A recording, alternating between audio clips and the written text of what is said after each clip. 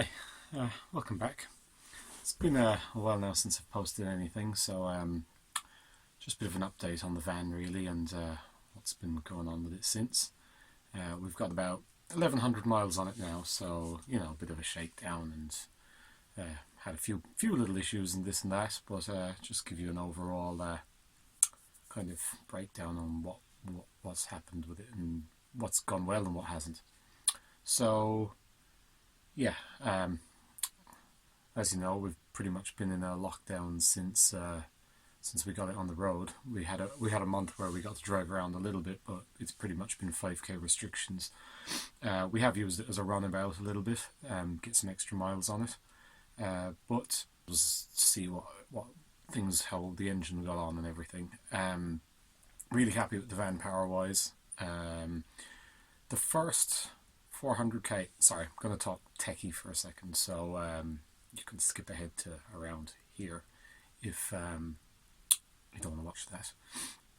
But yeah, engine wise, it felt very gutless on the hills. I couldn't quite put my finger on it. It was like you felt like you had loads of power, and as soon as you came onto a hill, you kind of, yeah, you were dropping gears, and it was being very gutless. It was starting very easily, but yeah, just it sounded a bit harsh as well. So when I actually finally got the VAGCOM cable and got the VAGCOM set up, by the way, by STMI or something like that cable, not the 409.11, because I got one of them first.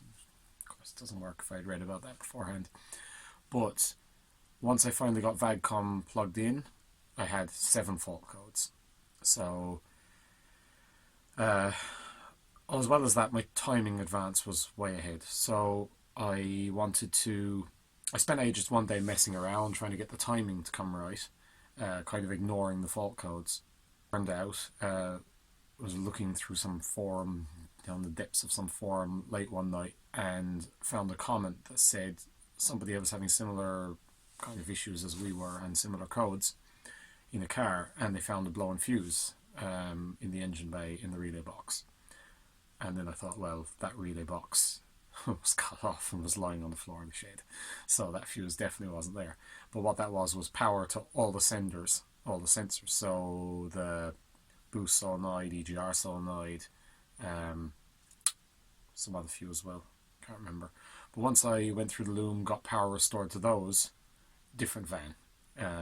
You know, I went from dying out coming up a hill in third to accelerating in fourth. I mean, it pulls really well in all the gears.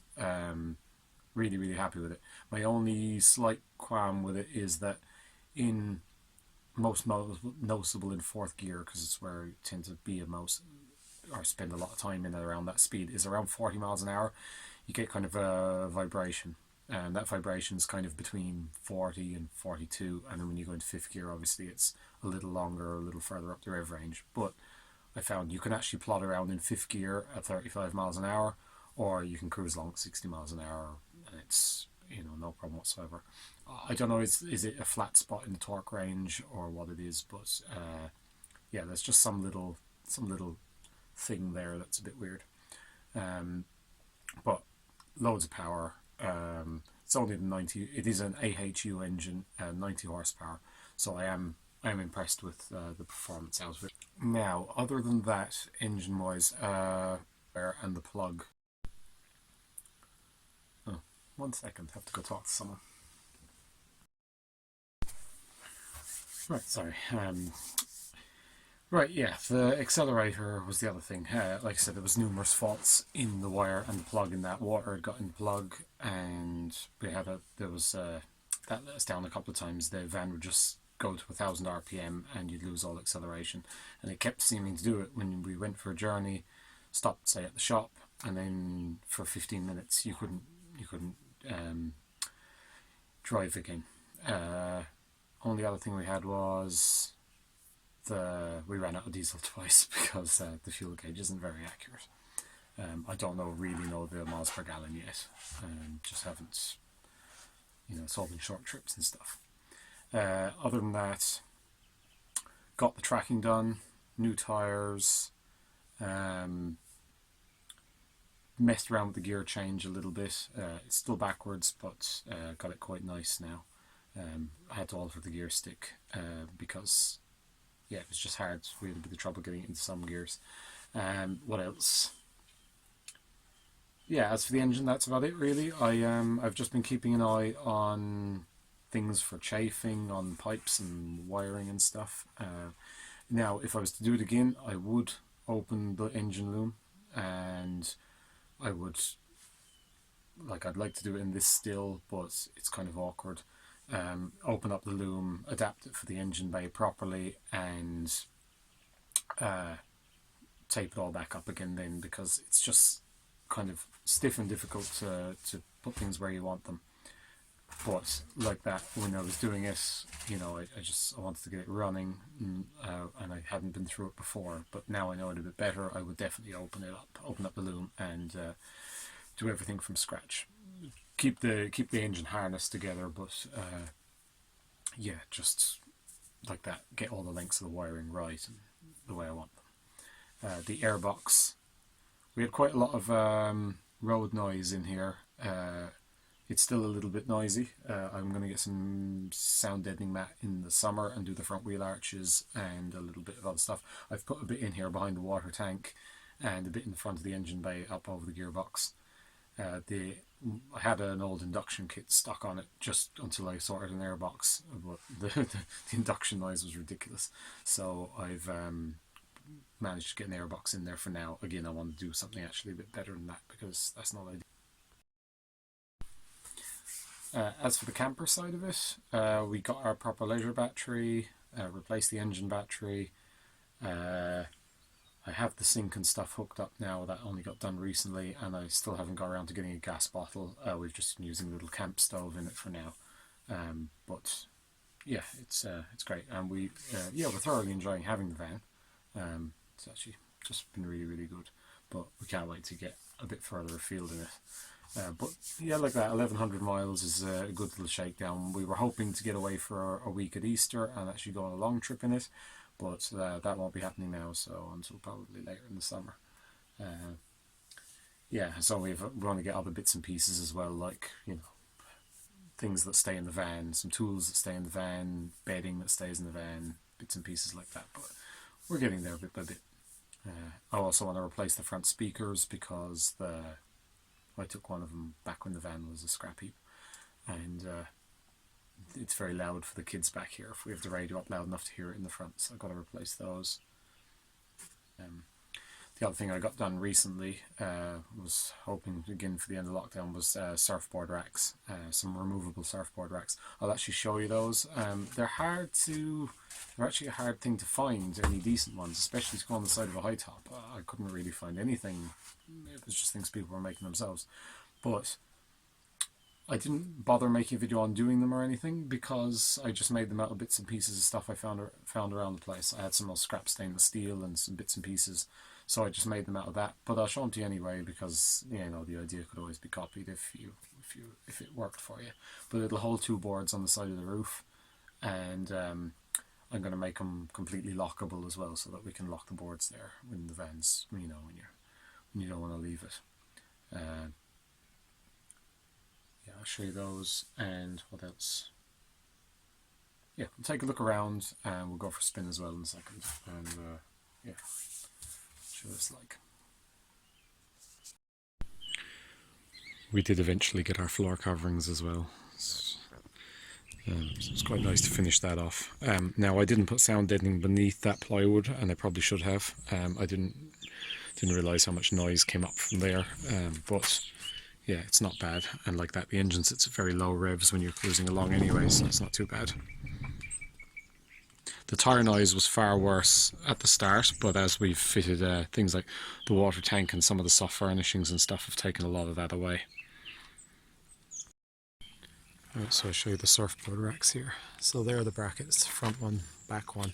The top one has a backing plate, which was really awkward to fit from the inside. These just had to be screwed into there, because you cannot get to the back of that. But that doesn't do anything to support the weight anyway, that's carried by the top ones. So they're just a little stainless bracket. and then you have 2 of these. So it's just a inch box. It was something I had in stainless. These could be aluminium or something, make them a bit lighter, but that goes in there, and then that simply clicks in, and then I have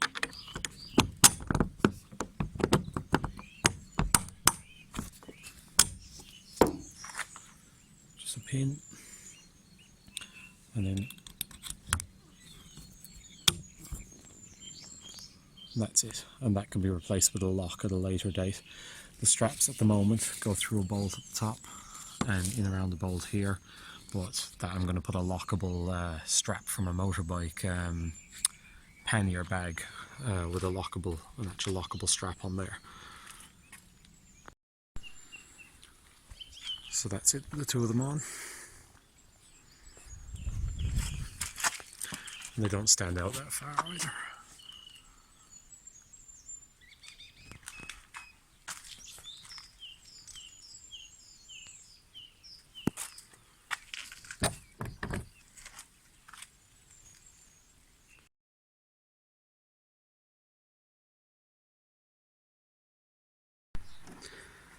Okay, so let's just run down to the shop, so it's as good a time as any to go for a little spin. Now, this was really easy to start before we had all those fault codes sorted, because it was timing was really advanced, but once that was sorted and the temperatures got really cold, it was impossible. So that's why I did the glow plug video over Christmas, and what we ended up doing is we just put in a button. It's not on the relay, so we can just give it glow plugs for you know, however long we want, usually a few seconds, and it's fine. I did only ever get the 3 put in. I'd like to get the 4th one done as well, because just make it start cleaner. But that made it possible to start over Christmas, which it just wasn't before that. You could crank and crank all day and it wasn't going to go. The reason the last one isn't done is the 3 I did broke, so I had to go to all the effort of getting them out. The other one still hasn't broken, as in snapped in half. So I've just been really cautious with it, and every now and again I work it back and forward a little bit, see can I gain anything on it, but really I haven't so far. And it's the most awkward one, that if I break it, it'll be a complete pain in the ass to drill it out. Now, if you can hear the tick over, it's still quite high. There's something weird still with the brake pedal. I have it set up with relays instead of a brake switch, but I think I'm going to fit a brake switch because I'm getting the wrong code on VAGCOM. It's still giving me 111 or 110, and it should be 001 or 011, and I don't know why. If you know why I might be getting that signal, please let me know. But if I press the brake now, you see the brake lights flick on the relay and the tick over comes down, but as soon as I put any load on the engine, that's going to pick back up again.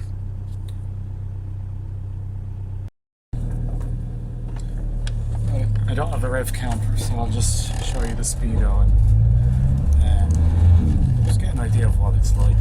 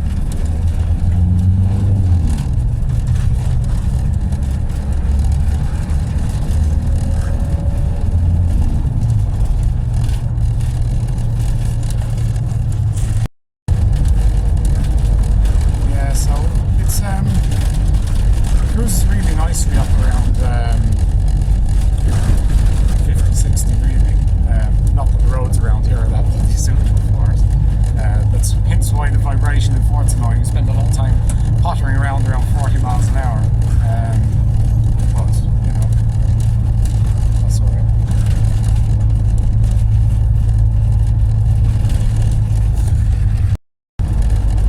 Now, I'm not sure what boost pressure I have either. I assume it was standard, but I think I did have an overboost one day. I was trying to see how well it would pull on a long hill in 5th gear, and whether I could accelerate. And I got overboost. It's probably to do with the way the actuator is adjusted on the turbo, because again, that was a different actuator. Hope you can hear me now while we're rapping. So I might fit a little rev counter and a boost gauge at some point, but I'm not that fast. Once it's not hitting overboost all the time.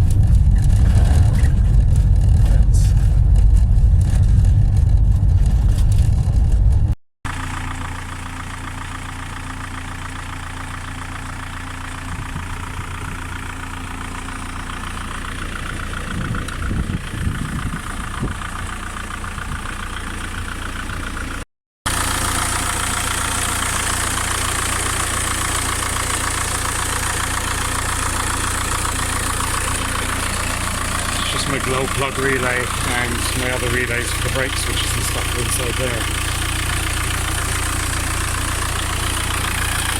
It's also just that glow plug in there that needs doing.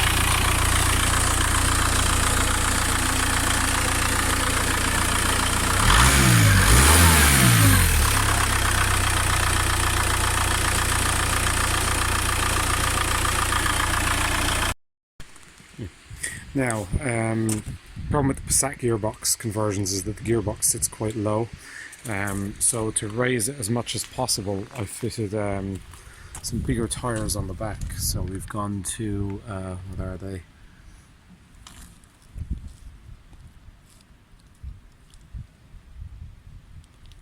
Oh, a 109/70R,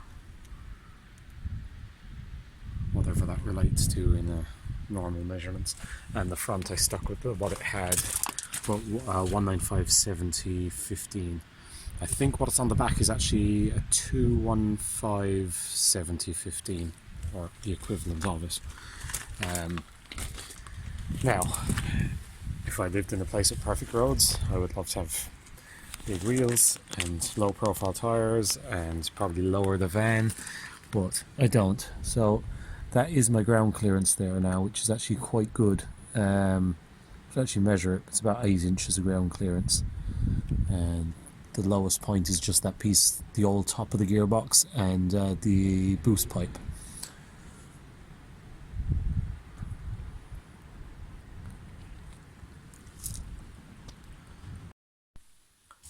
So thanks for watching.